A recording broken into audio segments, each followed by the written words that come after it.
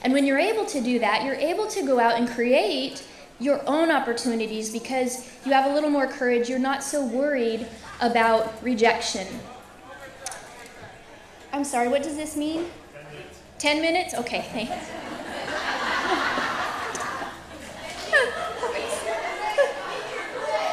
I'm sorry, thank you. So once I really understood this, I was able to go out myself and be a little braver. I had just lost, our company that I loved, this online tea time company, we had just lost our funding, so we all lost our jobs at the same time. And because I loved this job so much, I was very nervous to go get another job because I was afraid I wouldn't like it. So everyone said, wait until the exact perfect opportunity comes along. I said, okay. Well, I waited a long time, and it didn't come along. And one day, I had heard from somebody who said, Dr. Deepak Chopra just wrote a book called Golf for Enlightenment. And he's a new golfer, very avid golfer, but he's a beginner. Well, I had read all his books. I was a big fan. So I called his office, and I made an appointment. And to my surprise, they booked an appointment for me. So I went down and I talked to him and I sat down and he had no idea what this was about. He said, now who are you and why are you here? I said, my name's Tina Mickelson and I'm a golf professional and you're gonna need me to edit your manuscript because you're a new golfer and you want your verbiage to be credible and accurate. And if you don't sound like, if you don't sound like you are a very experienced golfer, your book's gonna lose credibility. So you need me to make sure that the verbiage is correct and any reference to the golf swing and mechanics is right. That's what I'm here to do. And he said, so you think I need to use you to edit my manuscript? I said, I absolutely do. And he said, oh, well, here's a copy of my manuscript and we should probably talk about compensation. I said, yes, we really should talk about that. And so for the next 2.5 years, I worked for this man who I just thought so highly of. We went on book tour together. I was in his movie, The 7 Spiritual Laws of Success. We did a lot of golf seminars together, and to this day, we're very good friends. And that's an opportunity that would have never just come along. You have to go out and create these opportunities for yourself. However, you also need to be detached from the outcome. I knew that if I went in there and he said no, that was not a reflection on me or my worth. If he said no, he didn't agree that that's what he needed, but it had nothing to do with me. And I think once you have that mentality, you're a lot braver to go out and do what you need to do. And that really helped me also when I started to work for the Golf Channel. They, when they hired me, they said, what exactly do you think you might want to do? I said, well, I know what I don't want to do. I don't want to be that person on the ground with the microphone that says, well, Johnny, I think it's a 6-iron. That's just not me. And they said, well, it's kind of all we have right now. And I said, thank you, I'll take it.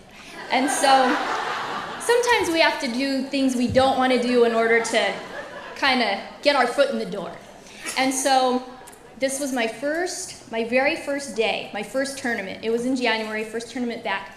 What I didn't realize was the man who hired me at the Golf Channel and the producer who produces the on-air coverage of the Champions Tour, which is what I was covering, they didn't get along. And so the producer who I was working for was not going to help me look good because it would make the person who hired me look good. I didn't know this at the time. Again, it's not about you. It's about what's going on with everyone else. So he was not helpful. He was not very nice, but you know what? I didn't have time for that. Just tell me where to go and I'll figure it out for myself. Well, we're out there, and these are the legends. These are the guys I grew up watching. Jack Nicklaus, Tom Watson, Lee Trevino. And so the very first day, we have 3 hours of live coverage to fill.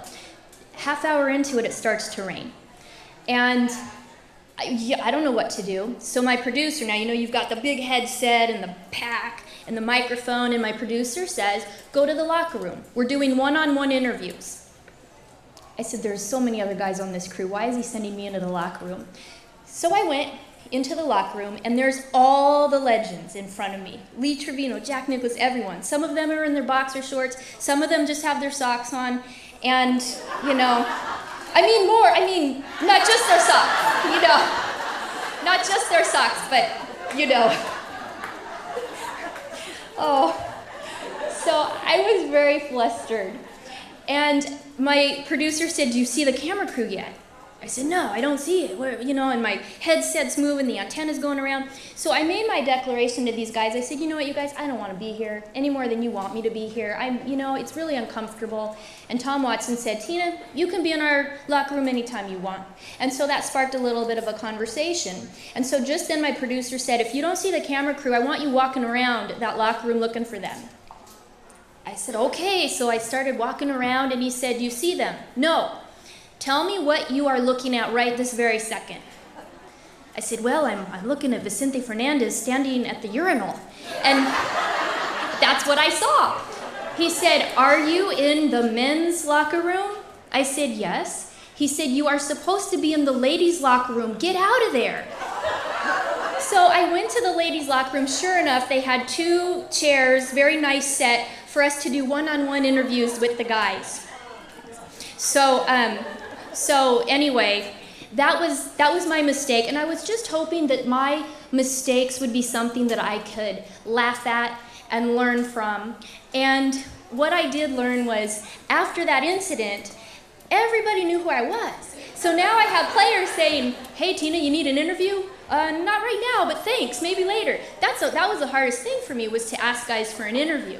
So because of that mistake, and because I wasn't so flustered that my producer wasn't helping me, you just do the best you can, but because of that mistake, I was in a much better place than I was had I not made the mistake. So if there's one thing I leave you with today, it would be, don't take things so personally. It's not about you. Sometimes we have to go out and create our own opportunities. And if we can realize it's not about me, you go and you go for it. You get out there and you do the best you can. And if there's a rejection, it's not about you. It just wasn't the right fit. And last, if you make a mistake, try to find the humor in it and try to realize that sometimes a mistake brings you to a place, a much better place, than you would have never been had you not made that mistake. So don't be afraid of the mistakes, welcome them, and you'll be a lot better off. I think you'll enjoy the workplace a lot better. So thank you so much, and you have a wonderful lunch. Thank you.